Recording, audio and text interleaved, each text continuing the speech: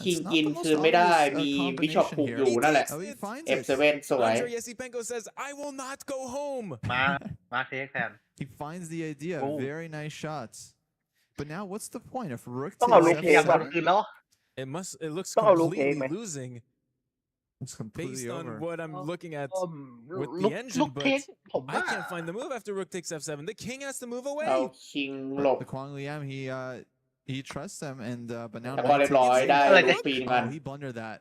Oh, he didn't see that rook was hanging. No, King H7 was that because now it's just, he's nodding. He's nodding. He's very. That's just the full rook. Zach, we're going to จบ Armageddon. ละ We might อาร์มาเกดดอนมาละ Armageddon. มี Holy. ไปต่ออาร์มาเกดดอนนะ เมื่อ เนี่ย กี้คือถ้าเป็นลูกกินอย่างน้อยมันอันนี้ปะอย่างน้อยมันแลก1 ลูกกับมาก็บิชอป I don't know. Yeah, we'd have to go back and check. มันมีตีต่อวะถ้าผมไม่แน่ใจว่าถ้าเอาลูกเทคแล้วบิชอปเทคลูกแล้วกิงเทคบิชอปเนี่ย Yeah, I mean at this point, ไม่รู้ว่าข่าวมันจะตีต่อยังไง I mean, it's a very simple end game here. White's king. ไม่ก็ไม่เห็นต้องเทคเลยเนี่ยไม่บิชอปเราโหดอยู่แล้ว เทคแล้วก็แรก เราปล่อยพินไปก็ได้ 1 เรือสู้2 เรือฮะไม่มีคุยแล้วคุยแล้ว Blindfold เรือมาเอม้ามา Andre Yasipenko with his life on the line says, "I need no more lifelines." Just drops back rook to c1, saying, "Please resign. I'm not going to blunder any fork." Axing the bishop towards the king, and อีกคนหนึ่งปลาหำ1 ส่วนไปแล้วพี่ว่าไงพี่ปลาหำเข้าปลาหำไปเจอผู้ชายผู้ดีอ่ะ clean up on L5. Rook f3. ไม่มีสายบนลงมาเช็คปุ๊บแล้วก็รีไซน์ไปเลยครับอาร์มาเกดดอน Absolute theatrics here. Andre Yasipenko with an absolute อยากกลับมาได้อยู่ Wow, very nice game from him winning. รีไซน์เลยเวลาเหลือ3 นาทีแต่รู้ว่ากลับมาไม่ได้แล้วเสียเวลาเล่นไง Knight takes f7. He finds the อาร์มาเกดดอน and now they're going to Armageddon. ผมว่าเอสเจนโกต้องทำสักโชค for who's willing to take on ว่าเอวิเดนโกมึงเจอ Andre smiling. มึงเจอเกมบุกแบบเมื่อกี้อีกแน่ๆเกมแบบที่ ผมให้6 ครึ่งเอาปะผมให้6 ครึ่งเอสเจนโกตัด6 ครึ่ง thought that was a thing he could do, but he's เอาผมว่า7มาตรฐานนะ maybe mix something up. And we see the players now. ไม่ใช่ต้องเหมือนอันนั้นหรอ The way this 8 นาที 35 วิไปเลยบิดเดือดบิดน้อยบิดเวลาน้อย draw odds in the Armageddon. อันนี้เขาแบบใส่ฮาร์ทเรทมาให้ดูอ่ะเขาตื่นเต้นเขาเครียดกันประมาณไหนงานนี้เขาอยากใส่มาวัดฮาร์ทเรทเฉยๆอันอื่นไม่ต้องมีก็ได้ครับแต่ตัวนี้เขาอยากเป็นกิมมิคไงเคยดูเกมอยู่เกมหนึ่งมันวัดฮาร์ทเรทอยู่เหมือนกันรู้สึกจะเป็นสตาร์คราฟมันแบบมีวัดฮาร์ทเรทกันด้วยแบบไอตัวของเกาหลีอะแบบไม่มีโป๊กเกอร์ไม่มี Yeah, you might be right on that one. I'm sure the fans are happy with it as well. I think Armageddon is one of the most exciting. อย่ามาฮาร์ทเรท140 150ก็พอ tanking, this is something that players are not used to. แบบพี่โปรเชสสูงอายุอะอย่ามาฮาร์ทเรทเยอะขนาดนั้นละกัน But still be under the opponent, right? So you don't want to bid too low. You don't want to bid too high. If you bid too high, เขาไม่เรียกโปรเชสสูงอายุเขาเรียก well then you get to start off with 6 minutes on your clock and then you get flat, right? So it's a difficult bit. จะนี้ดีมันจะเดือดเกิน รู้สึกว่ารอบนี้คนที่อายุมากสุดน่าจะเป็นอิคารุอะใช่อิคารุ ปีที่แล้วนี่มีเลอวอนอยู่เลอวอนนี่ก็40แล้วอิคารุน่าจะ30กว่าเนี่ยที่เหลือก็น้องอีกพิชุกไง On the other hand, sometimes a player is so confident with white, they basically don't bid. They just say 10 minutes, and then they give the opponent whatever they want. They take the white pieces, and they win the game on demand. So far, both players won their white game, right? So it seems like this is a white dominating match thus far. But Armageddon is very different in general. Black has a very solid life when it comes to chess. We've seen 2 Queen Gambit declines so far. We might see a 3rd one here. As the players are getting ready to bid, and now they're going to be setting up the game here with the appropriate times. อะไรแบบเนี้ยแบบวัดแตกหักอะ Who do you have making it out? It's all จริง boiling down to this. ประเด็นคืออย่างนั้นแหละอายุเยอะโชว์เหนือฮาร์ทเรท140กลางงานอย่างนั้นแหละที่น่ากลัว That first game he was holding. He sacrificed the piece, but it was a correct sacrifice. He missed one thing. He ended up losing. But second game, แล้วคือเรือของเนี่ยคือคนที่ซีดต่ำที่สุดเลยต้องมาลงมาแข่งให้ยินกับเขาอีก5 คนจะเอาTQพี่ได้ปะ Everything is earned, and we'll see if Lim Lei can win this game and find บิดเวลาได้ประมาณไหน มันไม่ใช่เรื่องของตี And ดิ there we see the bids. เท่าที่ผมดู มันเป็นเรื่องของเรื่องของ 7 นาที มันมีซีนให้ของแต่ละคนอยู่แล้วพี่มี7 minutes 39 seconds on his แล้วก็พี่มันมี5 คนอ่ะแล้วมันต้องใช้แข่ง6 คนอ่ะแล้วพี่ก็เลยดีดทีมต่ำสุดที่เป็นเลนของเรียมมาเล่นเสียอินด้วย He has to win again on demand. That's insane แล้วก็ Imagine เป็นเหลี่ยมบิดได้ดำ in a row for elimination on the ที่ดูใน line รูบุ๊กอ่ะมันแบ่งชั้นแล้วนะว่าใครเป็นคนว่าจัดยังไงอ่ะใครไปที่ผมอ่านในรูบุ๊กคือไอ้3 คนจากดีแพ็กแอตแลนตากับลาแกนคอลิฟายอ่ะยังไงก็ต้องเข้ามาคัด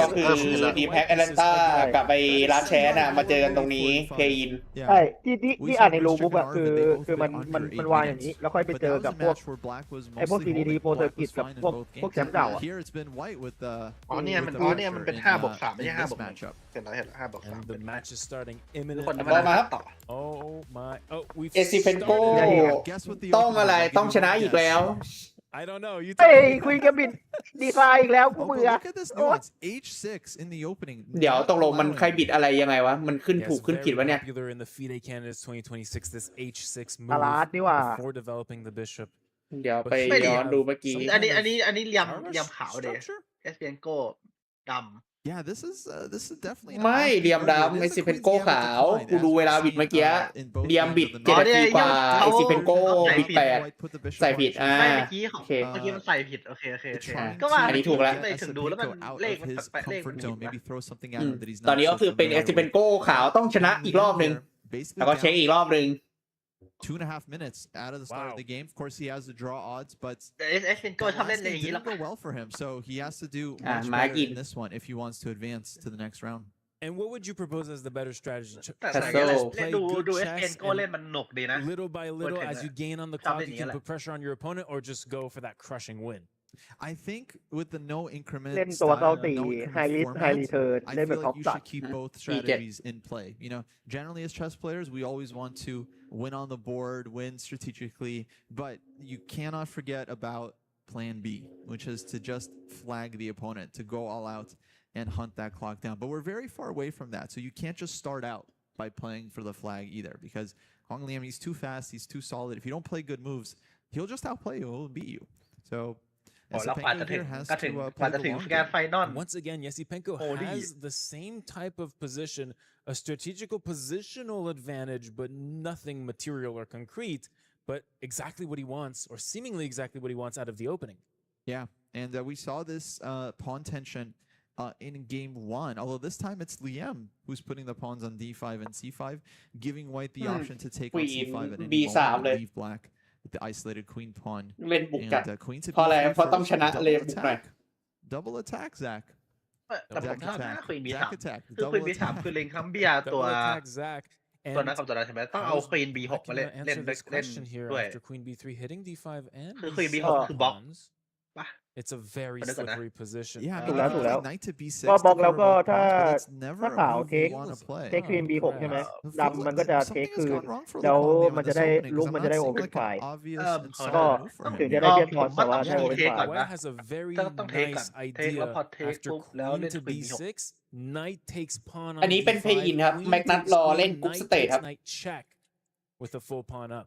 In between, okay, CD4, he just recaptures. He could have thought about taking one of the pawns, but he just recaptures and leaves black to defend against this double attack. And there you go, he plays knight to b6. แล้วก็ขอบคุณมากคุณธนานะครับสมัครสมาชิกรูปบ้านหลังเขาขอบคุณมากครับ to harass this knight. And yeah, it's uncomfortable. For example, a4, black plays a5. And then queen to b5 check. Yes, and there he goes exactly for that, a4. Threatening this a5 power move. Of course, the classic approach. And there's a4. Knight to c4. Oh, very I love nice this outlet for the knight. Queen takes pawn, taking a material advantage. I feel like Andre has slipped here a bit because now maybe black gets activity. He does have knight takes a5. เอา knight เทคคืนได้นะ knight เทค a5 but queen drops back. Queen a6. ไม่ได้นี่หว่า Oh, knight takes a5. Rook takes knight. Oh, it's a blunder. Rook takes knight. Good spots. And then queen takes bishop. Rook take knight แล้ว queen มันSo he plays rook b8, threatening this queen. Rook to b8, that's the other way. Rook b8. Punish the queen, but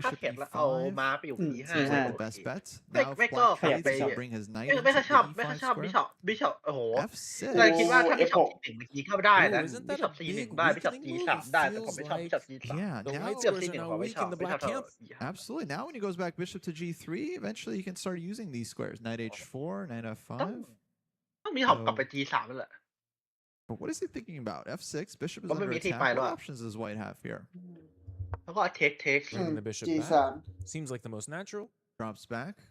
And Ma now take, black should hit probably take. take on g3. Otherwise, what's the point of this knight on h5? But maybe he doesn't have to take right away. I think if he committed to knight h5, pawn to f6, he's gonna take this bishop now. But he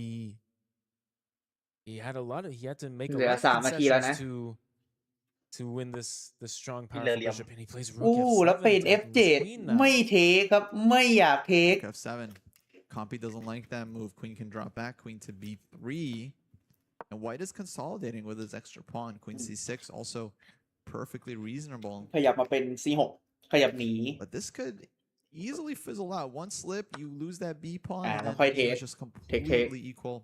But maybe he can use this king side weaknesses. Now knight h4 to f5 or to g6. Ooh.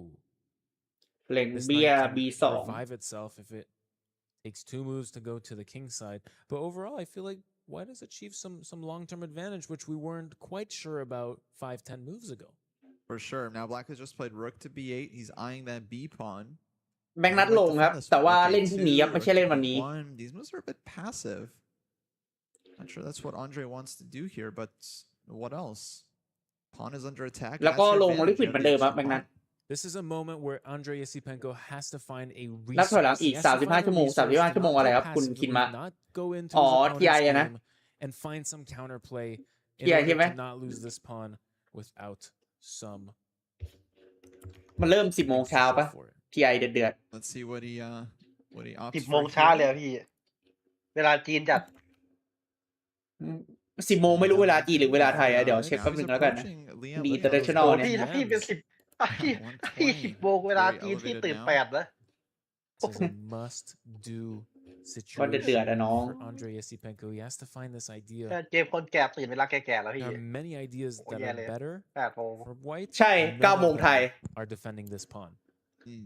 ก็10 โมงเซี่ยงไฮ้ป่ะ จีนมันชั่วโมงมันเป็นเซี่ยงไฮ้มันชั่วโมงนึงญี่ปุ่นมัน2 ใช่ +1 ว้าว ก็คือ9 โมงเช้าที่ไทยอะสู้ๆนะมาดูกับคุณเจร้อนและคุณไลฟูรี่ได้นะครับส่วนผมติดอยู่ที่เซครับ ตักอยู่เลยทีครับ ไฟดับเน็ตหลุดดึงหน่อยตรงนี้ก็ฮะ This looks เรียก extremely good for แลกไปครับ pieces แลกรู้ as space เป็นแบบ and ดึง piece ๆผมดูว่าแอด activity is น้ำแบบว่า accumulating ตอน on the บิดไป board แล้วเมื่อกี้ whereas this queen is stuck on that back rank defending and this rook is ill-placed on f7 and overall this knight on c4 is achieving nothing. This bishop on b6 is quite limited in its scope.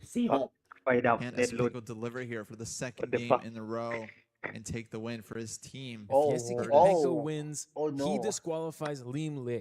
It's not bad นะ Knocks him ใช่ค out. รับนักหมากรู้หมดนั่นแหละครับไม่ใช่พวกเล่นเกมแล้วก็แรก A D takes c5. ๆการแข่งโดตาประจำดาวขอโอเคครับขอบมากคิดมา Passed pawn on c5 that is more dangerous than its counterpart the d5. ผมว่าดูไม่ค่อยดีเลยสามเหลี่ยมเกมนี้ takes on c5. The knight can come to เหลี่ยมพี่ลี่ d4. Pawn will push. เอ้ยแต่เล่นไปยื้อเสมอขออย่าโชกหนักพอ Oh, he's forcing the trade, but แต่พี่เลียมเวลากลับมาแล้วพี่โอ้ย เดี๋ยวเวลากลับมาแล้ว e6. White can play with this pin with E5 queen 6 pinning this king to the this rook to the king. And I think ถ้า it's เทค the pawns ถ้า that เทค end up ใช่ไหม hanging. เทค After แล้ว queen e6, queen you're e6 hitting the e pawn. If นั่ง black pushes นั่ง e4, พิน you're ควี going น to d1, going after that d pawn. ก็จบแล้วป่ะ So many threats will arise on ว่า the board. Oh, But he starts with queen ว่า e6. กัน He ไม่ได้ doesn't want to โอ้นั่นแหละ trade. E6 interesting. มันโดนทั้ง difference, though. มันควีนมันโดนทั้ง Queen is good. โดน Queen สาม to ตัว D7 กัน Oh, he missed this. Very frustrated Andre right now. He knows that he's แย่ละ doing เอส extremely เป็นโก well. เช็ค1 ทีหลบ E5 and he has to ไป find another A6 way. And suddenly เอาแล้วผมว่าถ้าแลกควีนได้ Queen a6. น่า Yeah, จะ he's เสมอ speeding up because I think he realized it might ควี be น time for A7 plan B. ควีน A7 Time to play against the clock. so white is Queen going to play C6 against the clock, Queen maybe C6 ก็ได้ play with this pass pawn, make it ไป dangerous enough. F5 ดิ Queen f5. I mean, black looks completely fine here now. พลาดได้พลาดได้ He's starting to take on มา f3. เทค If you take on e5, now black definitely takes โห with the ดี pawn, เมื่อกี้ opening up the เมื่อ rook, กี้ hitting เกือบ the f ตุย pawn. ถ้าเมื่อกี้ไปควีน A7 นี่แบบท้าแรก to e4. And white is losing. อย่างนี้ยื้อได้นะอย่างวิลเลียมยื้อได้เอสเปียโกไม่ He เห็น has to come up with something tricky อย่าง here AI to ไม่พอ try นะครับ and try and win this game. If you would give me this position, I would still take the white pieces, don't get me wrong, but it's Human just a still little human. bit harder to play for white. ต่อไม่แต่ถ้าสมมติว่า Now what's he gonna do? Okay, he's สมมติว่า taking. เอส He's เซียงโก้ he's สมมติว่า frustrated. เอส He's เซียง so โก้ตอนนี้ไม่อยาก frustrated. เทคมาแล้วใช่ป่ะเพราะสมมติว่าเทคมาแล้วเบียดเทค He knew he had the แต่กลายเป็น advantage ว่า going เขา out มี of เคาน์เตอ the ร์เพย์ตรง opening in F2 this เว้ย during กลาย this เป็นว่า entire จากคน middle บุก game ต้องกลายเป็นคน into กันแท this นละปัญ end หา game เลย push. But you can't Nó có thinkต้อง about lên that now. Queen You now E2 you have to just win this bullet game. You But have to he's move past 20 it. seconds down on the clock. Queen Okay, A8. Queen A8. I like เขาบอก this จะชวน move เล่น going บูเล for ต the จะได้ game. ชวนเล่นบูเลตเกม Putting pressure on Liam, not making it easy for him. But he can take on F3 โอ้ with check. ถ้า He ไม่ would just ระวัง take twice. Take, And the take. king runs out to G6. เช็ค Where's the มา mate? แล้วก็ควีน He มา doesn't see it เช็ค either. หนึ่งถอย And now เบียร์ขึ้น C6, but rook E7. Black plays for mate himself. No. more than that, Black can ถ้าแค่ surely find แค่ a แบบเรียม threefold ถ้าเรียมยื้ repetition อ and ไม่ให้ try เขาโปร to โมทได้ก็ force จบ matters into a draw. Or just จบ play จบไม่จบ for ที่ว่า a draw. เรียม Oh, ยื้อ อุ้ย ได้ D4. เบียร์ขึ้นมา Whoa, I like we have that a move. pawn storm on our hands. Like that move. Okay, queen comes to E8. E8 Putting the question. โอ้โห Putting the question. Now rook F8 is a problem. And C7 is a threat as well. Andre with some chances here.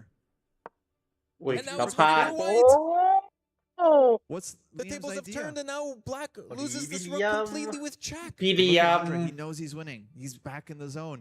ฟรีฟรี Queen เรียมฟ D5 รีอ่ะ Queen D5, maybe just Queen- C7. โอ้โหแล้วบันเดอร์ไป ไป ยิง D5 ไหมเนี่ย Takes, takes Queen E4, he loses a pawn. เรียบร้อยเลย This is Queen เทค E4. เลยแรกเลย แต่ว่าไม่แรก White has a pass ยัง pawn ไป to อยู่ his ยัง own. เช็ค แล้วควีนเท ปึ๊ก ค ปึ๊กเราได้เบียร์ Completely winning. White will be queening a เรียม second ฟรี queen. โอ้จีจีจี Unbelievable.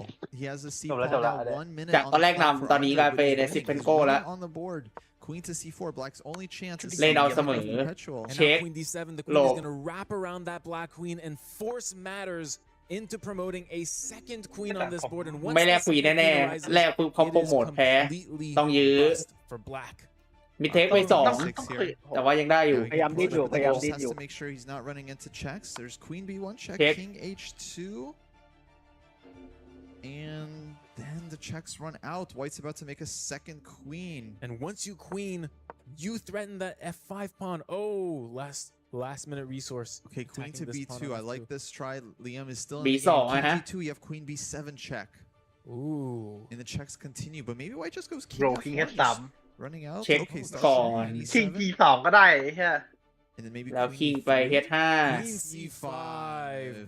อ่า Beautiful. แล้ว เรียบร้อย C5 สวยมาก What ดัก a ไม่ให้ไป F2 เพื่อเช็คแล้ว แล้วก็เรียบร้อยรีไซน์แล้วเป็นเอซิเพนโก้ครับ ชนะ พี่เลียมบายบายเอซิเพนโก้เล่นขาวชนะ2 กระดานติด Absolute chaotic คือพี่อยากเล่นไม่แค่เล่นจริงก็เซ็นโคเล่นดีนะจะบอกว่าพี่อยากเล่นไม่ดีก็ก็มันเล่นไปดีมากครับแต่ว่าพี่เซ็นโคเล่นแบบ ใช่ เล่นเอา ห เล่น มา เอา ขาวชนะ2 กระดานติดนะ เล่นหมากเสียงเว้ยเล่นหมากเสียงเก่ง เล่นแบบ aggressive มากเลย Wow. เส้นตัว That's ตี what I เนี่ย do here. Man. Just แต่ดูแล้วหนุก really นะ snatching เล่นอย่างเงี้ย big หนุกครับหนุก เจอคนเดียวเล่น มันค่อนข้างเหมาะกับ กล้าวัดกันเลย มันค่อนข้างเหมาะกับเกมไวนะ แต่ถ้าเป็นคลาสสิคอลนี่ที่มันมีเวลาคิดเยอะๆ มันจะไม่ค่อยเหมาะเท่าไหร่ manages to convert. ผมก็ ไม่แม่นจริงมันจะแย่ Incredible as you guys ใช่ described. ใช่ แล้วก็เรียบร้อยให้เป็นพี่เลียมตกรอบไปก่อนคนแรกไหม Two games ไปดู on กูบีครับไปดูอีกสตรีมหนึ่งไปดูอีกสตรีมอันนี้ก็ตกรอบแล้วเหมือนกัน พาหามชนะ บทคีย์ No sponsor. That thing just says EWC เดี๋ยวใครต่อ 26. That's the definition of betting on yourself. น่าจะไป Congratulations. I know you still got more work to do. น่าจะสายล่างก่อนปะน่าจะสายล่างก่อน แล้วก็เดี๋ยวค่อยกลับไปดูเวยี่ข้างบน This is a ceremony that we do here every single year at the Esports ปาฮัม World Cup. หน้าไปแล้ว 2-0 If someone loses that key is officially บทคีย์ crushed. That represents their tournament life.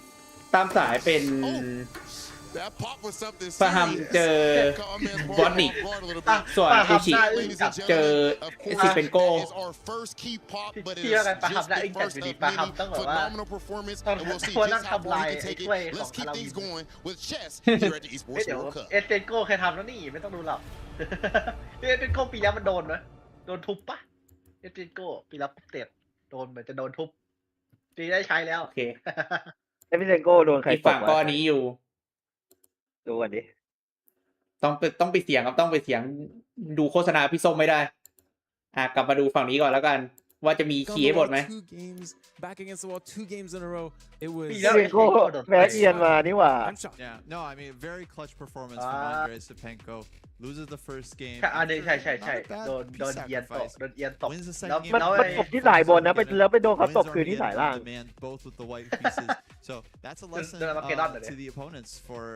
คิดว่าจะมีคนยกถ้วยเอจิปต์ครั้งที่2ไหมไม่รู้ The white pieces for that second game basically with that time selection. It was ไม่หมายถึงโดต้าไงเขาถามจะมีคนเป็นแชมป์2 สมัยไหมไม่รู้ ไม่รู้ครับอาจจะมีแชมป์3 สมัยก็ได้รอดูว่าอันไหนเริ่มก่อนบอสนิกเจอพาฮัมหรือว่าจะเป็นตอนนี้โดต้ายังไม่มีแชมป์3 สมัยนะครับมีแต่แชมป์เบ้า3 สมัยนะครับ พี่โอ้โหบอลอีกจะบาฮัม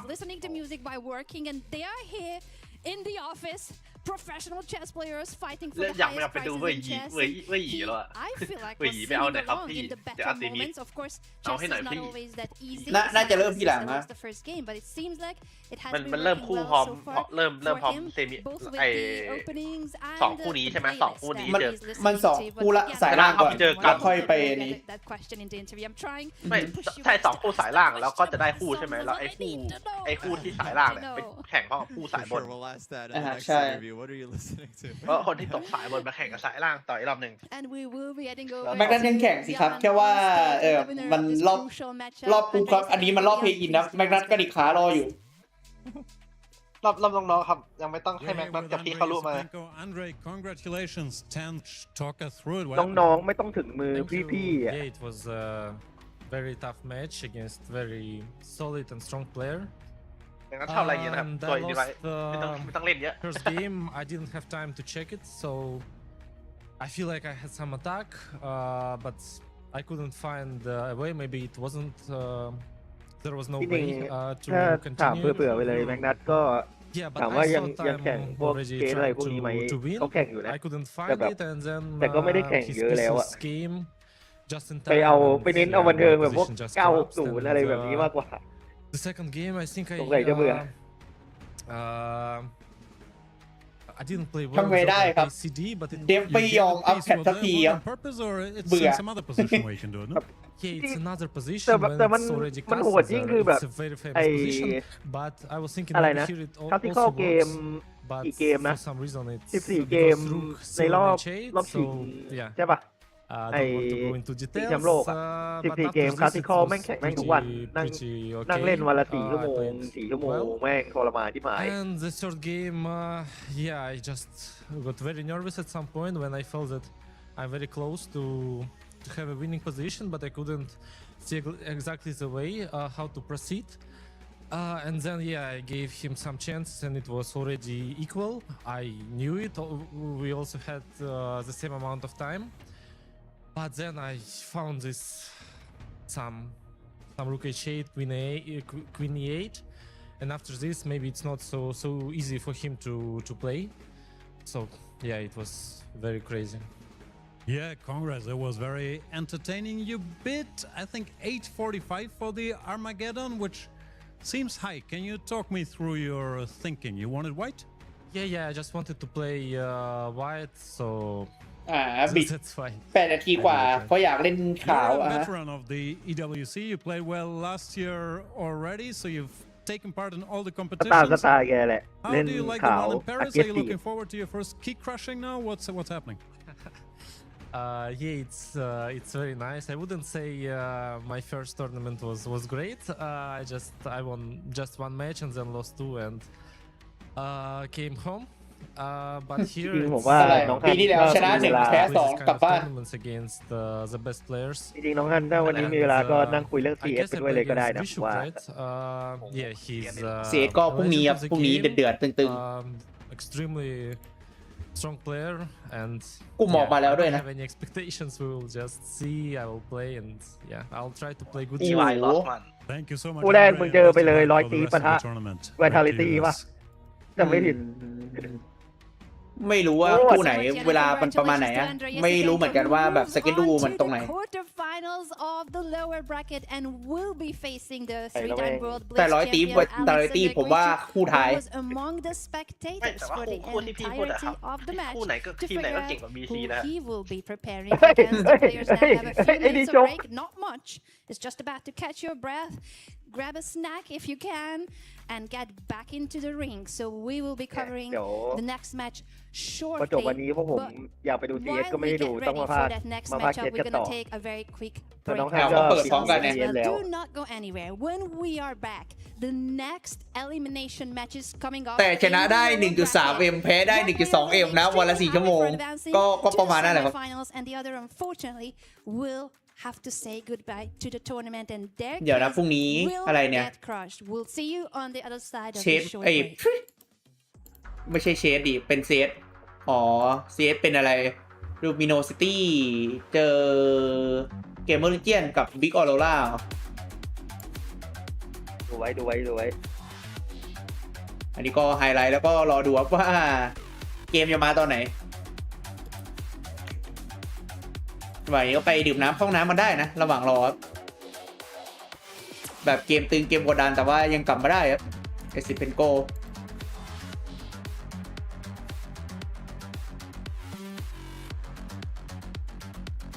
ไว้นะครับเผื่อใครดูเชสวันนี้แล้วยังไม่หนำใจทีนี้ก็ไปดูกันต่อได้นะครับ แต่กับเชสคลาสสิคอลรายการอะไรนะลืมชื่อจริงฟิลครับมันจะเป็นรายการเชสแบบเชสนั่ง2 ชั่วโมงอะประมาณนั้นอะเชสแบบคลาสสิกพี่คลาสสิก เชสคลาสสิกเลยอะจะได้เห มื มื อ อน กั กัน นครับ แต่ตัวนั้นก็เยอะเหมือนกันเพราะว่ามีทั้งฟาเบโนคาโรนาซินดาลอฟปักอนันดาเวลลี่โซแต่ละคนไม่แห้งแบบตึงๆทั้งนั้นเลย อยากดูคู่ไหนครับน้องนนท์วอตนิกเจอพาฮัมหรือว่ารัสเซียเจอรัสเซียก็ตรงๆอยากดูกิชุกเจอเอสเปนโก้ครับ ชอบดูมวยบุกไงเอาคนดีเล่นเข้มกว่าด้วยแล้วมันบุกกว่าด้วยเอาจริงมันบุกหนุกกว่าใช่ไหมส่วนฝั่งนี้ก็สามคนแพ้มันเข้มด้วย Imagine an entire city being built to supercharge it. คืนนี้ก็ Kadir City, powered by play. มินิคิรีกับฟาเบโนคาโรนาแต่เราไม่ได้พลาดนะครับกีชุกน่าจะเป็นคนที่เล่นขนาดหนึ่งอยู่ผมไม่แน่ใจนะไม่นะกีชุกน่าเป็นคนที่เล่นค่อนข้างโหดก็โหดอ่ะเขาโหดบิดอยู่แล้ว Not trapped at a desk in one singular posture for 12 hours a day. It's time your chair evolved. This is Secret Lab Titan Evo. Ergonomically engineered for you, gamers, hybrid workers, artists, backing your every move. พรุ่งนี้อาจจะไม่อยู่นะครับกีชุกดังเรื่องหนึ่งนะกีชุกดังเรื่องใช้เวลาเยอะเกินชอบแบบเอาเวลาไปใช้ตอนที่ช่วงearly เกมกับ mid เกมเยอะแล้วเลทเกมไม่ค่อยเหลือเวลา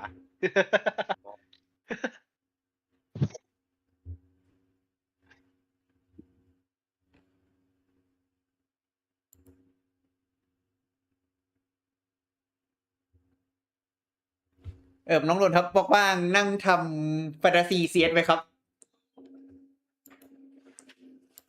ไหนๆก็แฟนตาซี CS โอ้โหผมยังจำได้อยู่เลยจากที่1อ่ะจากที่1โดนเพราะเชื่อมันไซบูโดนลูดลงไปหายไปเลยอ่ะไซบูคูณ2จำไว้นะมึงไซฮูไม่กล้ารู้ไซฮูรอบนี้ต้องใครรอบนี้คาดหวังใครได้บ้างถ้าโพยมันถูกปะถ้าโพยมันถูกผมแนะนำโพยอ่ะแต่ผมไม่รู้ผมแม้ว่าจะเจอไทตี้ก็ตามมานะใช่ The fuck พรุ่งนี้แต่ละทีมมันแข่งแค่ อันนี้ปะ opening match นี่ใช่ไหมถ้าเป็น opening แบบ ขอดูนี่ก่อนปีแล้วเคียวสุเกะทำบอกอะไรปะแฟนตาซีopening match มันเบสออฟวันนะพรุ่งเนี้ยมันเบสออฟวันหมดเลยพรุ่งนี้เบสออฟวันเฮ้ยเบสออฟวันนี่อันตรายนะผมว่าไม่แต่ผมเปิดถ้าผมจะเปิดแฟนตาซีผมจะปกติจะดูเรตติ้ง HLTV ด้วยดิเอาสถิติมาเทียบด้วยกับบวกน้องก็เปิดดูแล้วกันตั้ง32ทีมอะสู้ๆนะเบสออฟวันหมดอะแล้วก็เบสออฟพีไปแข่งวันหลังอะตารางที่ไม่ออกก็ใส่ไซบูแค่แหละวันหนึ่งใส่ไซบูใส่โมเนสซี่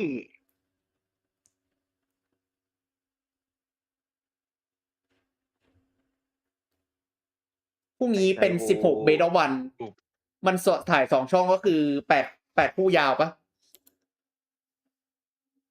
สลับเซตตรงนี้ก็รอนิดหน่อยนะ2นาทีครับสลับคู่นี้แล้วผมว่าเบสออฟวันแม่งบันเทิงยิ่งหายแม่งแบบทีมใหญ่ๆนี่พร้อมจะโชว์ส่วนฝั่งนี้นี่ไปดูพร้อมจะโชว์ด้วยเนี่ยใช่ทีมใหญ่พร้อมโชว์นั่นแหละประเด็นน่ากลัวแล้วปีนี้EWC มันทำแฟนตาซีไม่สนุกเหมือนปีที่แล้วดิมันไม่ได้ให้เปลี่ยนทุกวันอะ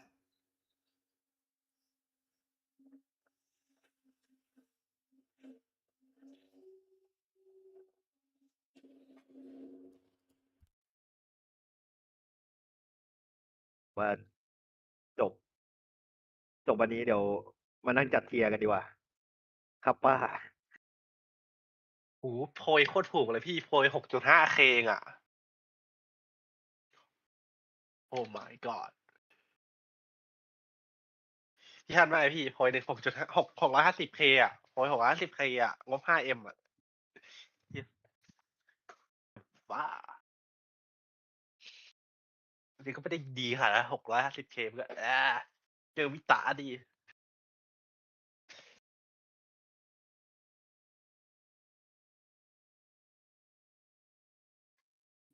ดูสายกันน้องโปรยเจอวิตาลงไปเจอใครนี่เฮ้ยพูดผิดแล้วต้องถามว่าวิทาลงไปเจอใครหรือเปล่าโอ้ยย่อเกินเลยคือแม่งแบบทุกทีมผมว่าโบหนึ่งแม่งเป็นอะไรที่เดายากมากเลยแบบแม่งถึงเป็นทีมใหญ่ก็แม่งแบบสเวย์อ่ะโอ้โหนี่คนนี้ไหมเจมตายน้อยแน่นอนพี่เจมค่าเยอะไม่รู้ค่าเยอะไหมไม่รู้แต่ตายน้อยKDA เยอะเพราะไม่ใช่เพราะยิงเยอะนะเพราะตายน้อยมาแล้วครับเพราะตายน้อยโอเค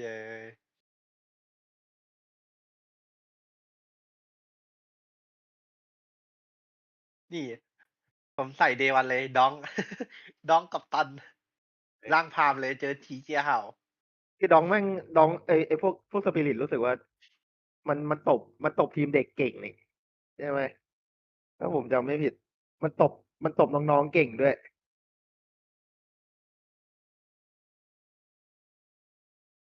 คิดดูแล้วกันอ่ะดีไว้ถูกกว่าโพยอ่ะโอ้โห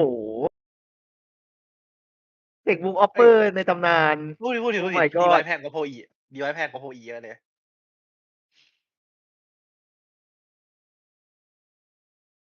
อ๋อรอบนี้ไม่มีสำรองเหรอเล่นเลยว่ะ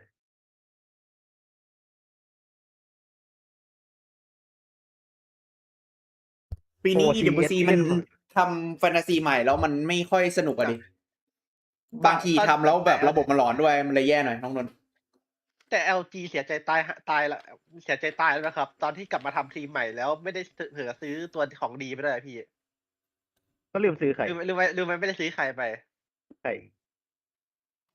เขาตอนนั้นมันมีโอกาสได้คิดมี่แต่มันไม่ซื้อคิดมี่ไปเลยโอ้โหมันไปเทคมอนตี้มาแต่ไม่เอาคิดมี่นะไม่เอาคิดมี่ใช่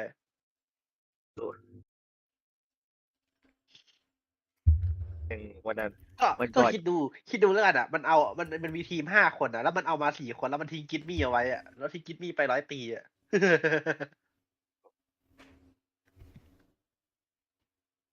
พอดเรียวเลยพูดถึงเชสกับ CS พูดถึงเชสกับ CS นี่นึกถึงไอ้นี่เลยคำถามคือ100 ทีมมันจบทีมอื่นหรือเปล่าไม่รู้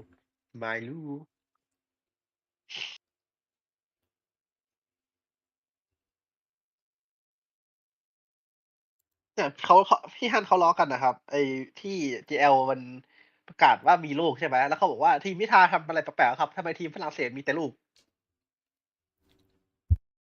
เขาเป็นตัวอย่างให้คนรุ่นใหม่ไงเราต้องเพิ่มประชากร ก่อนที่จะโดนประชากรอพยพโถม เกินไป เอาไม่ใช่หรอเราไม่ใช่เล่นมีประมาณนั้นหรอ ด่วนเลย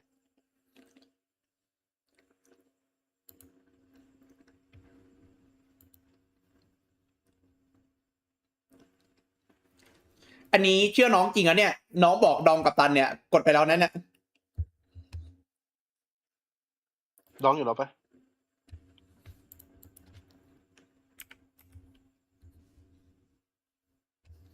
เจมราคา1,200,000โคตรแพงเลย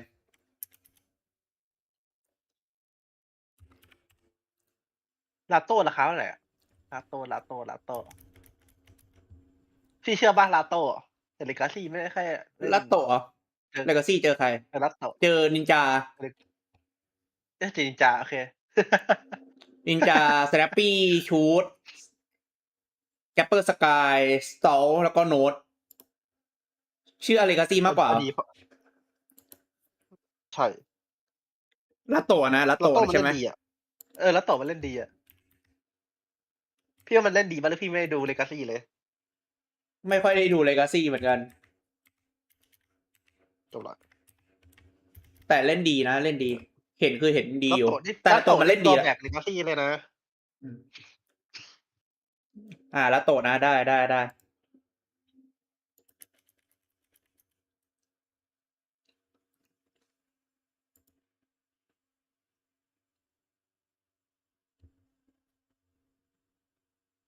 ชิโร่แพงปะชิโร่แพงไหมชิโร่โตไปเอาไซบูมาดิครับป้าไซบูโมเนซี่ใครแพงกันถ้าหากว่าแพงห่างกันขนาดไหนล่ะโมเนซี่1,300,000โอเคราคาเท่ากันฮะราคาเท่าไซบูบ้าไปแล้วพี่โมเนซี่กับจริงโมเนซี่กับไซบูราคาเท่ากันท่านแพงปะ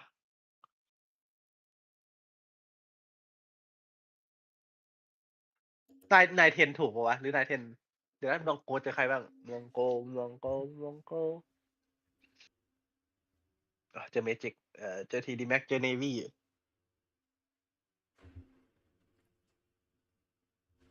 มากาเซ่ไหมพี่เชื่อมากาเซ่ไหมมันเจออันนี้ดิทีดีแม็กอาจชกได้สลับนาวีอ่ะเวลาเจอไม่งั้นผมจะเลือกนายไม่งั้นผมจะเลือกนายเทนเจอเมจิก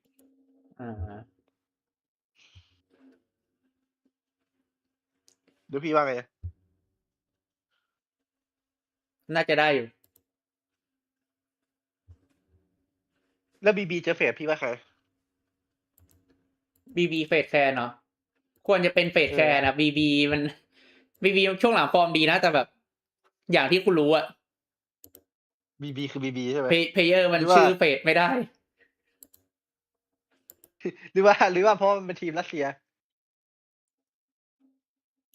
ไม่หรอกไม่ใช่เพราะทีมรัสเซียเพราะอะไรหรอกแค่แบบ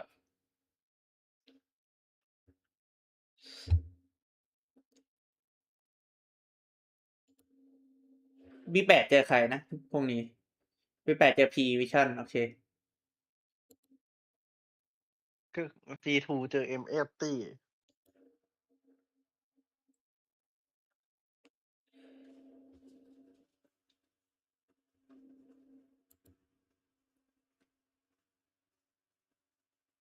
ชิโร่แพงไหมพี่แพงพอกัน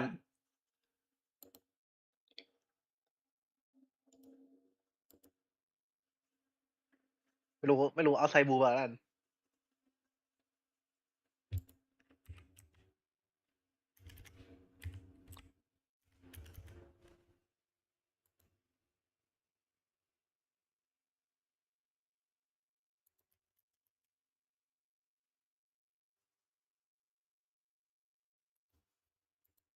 โอเคครับมาแล้วเกมวันในคู่รัสเซียเจอรัสเซียแอสซีฟเจอกันคู่นี้พักไว้ก่อนแล้วกันนะพี่ฮันโมโลดอย800K อ่ะพักไว้ก่อนแล้วกันนะแฟนตาซีซีเอสมาดูอะไรมาดูเชสกันแต่จะเสร็จแล้วเหรือแล้วก็เรียบร้อยครับเข้าแคสเซิลอย่างรวดเร็วครับคิงอินเดียน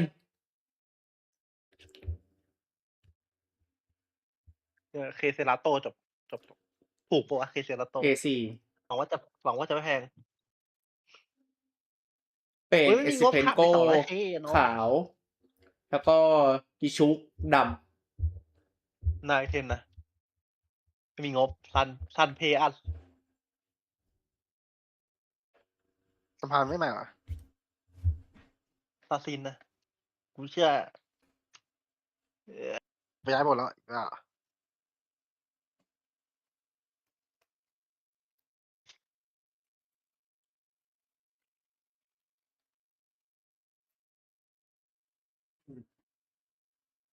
A4 เร็วก็โอเคนะเอสเพนโกตรงนี้ยังคิดอยู่ครับอีชุกครับโอเคดูให้5ส่วน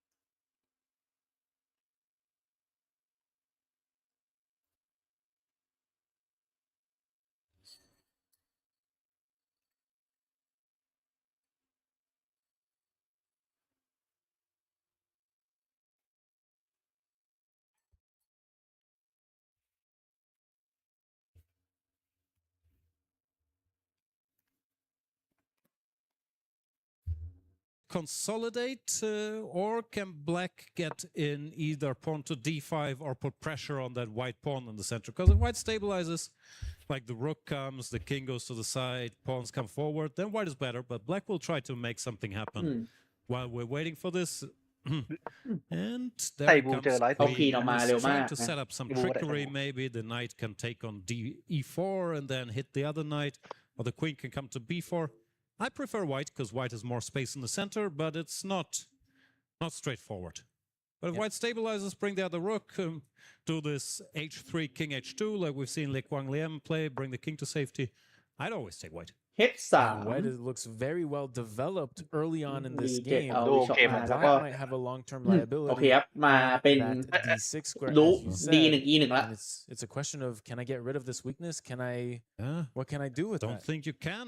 So you more or less have to sit and wait, put the rook there, maybe drop the bishop back, and wait for the white expansion. เล่นของจริงไม่สนุกกว่าหรอครับก็ผู้จัดเขาจะให้เล่นในคอมครับ The opening battle, of course, very familiar. EWC เพราะว่ามันชื่อว่า E Sport เลยครับไงครับเพราะมันชื่อว่า E Sport นะครับก็เลยให้เล่นเต็มคอมจะได้ให้มันเป็นอิเล็กทรอนิกส์สปอร์ตไม่ใช่สปอร์ตที่แบบเป็นกระดานเฉยๆ I don't believe in plans. Zach chess is move by move. They played this weird move there, putting the rook there, trying to double. AI บอกให้เล่น King F4 Now the situation ผมชอบ changed เรือ because you E2 can't cover. เรือ E2 ก็เล่นเรือดีไป E1 แล้วก็เพื่อที่ว่าคอมโบสแต็กกันช่วย So maybe we attack it now. Queen to f4, hitting that pawn, how defend it? General plan is king out of the way and f4, f5, but that is he's trying to stop by doubling the rooks, hitting that pawn. But maybe you can, adjust to the new situation. Queen to f4 is putting some pressure on that weak pawn we've talked about, and Grishuk shakes his head. Look at that. He's playing well. He ได้ might ครับ be กดดัน shaking เดือด but he does not like his position. Yeah, maybe เขาเล็งวีคอน ก็คือเขาเล็งเบี้ย D6 ใช่ไหมการที่เล็งเบี้ย D6 ถ้าเห็นชัดตรงนี้เลยใช่ไหมคือคิน C7 ควีน C7 คือง่ายสุดละ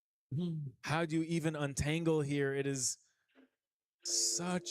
It's bad. Also, there's no easy way to play it. In แล้วไป a sort of เก็บมา non-standard position, mistakes come much more easily. There you And see there the you go, computer mistake. แล้วก็ผมว่าครับคุณบิ๊กแบงค์เกิดที่ 46 ครับ 2 หน้าครับใน to บ้าน the ม่วง rim to defend the other night. ตรง Then นี้ you're นี่แบบ stuck in ควีน this ดีสี่ต้อง corner หาชัด pin. นะ And White can ถึง ask แม้ very ว่า direct ไอ questions จะบอก like Queen to ไอมัน d4 เห็น to ใบ the middle, it มันก็เลย takes บอก the ว่า knight. ไม่ถูกใจ Knight ดี can't move, เพ the ราะ other knight will เพราะ cover ควีน it. ดีสี่แล้ว But อ่ะ then we drop our ต้องเล่น bishop back to ม้า F1, the ม้า bishop ตัว in front เอ of ง the ใช่ไหม king. เมื่อกี้ Hits มา that knight, จับ and you're threatening to take it, C7 and I'm ไป not E6 sure how ไป black A6 ใช่ไหม actually Oh, some untangles direct from there. pressure, and he misses แล้ว the แล้ว idea. ทำแล้วแบบ E2 ไม่เห็น ม้าโดน Take กิน it ฟ all รี back. Instead, he goes for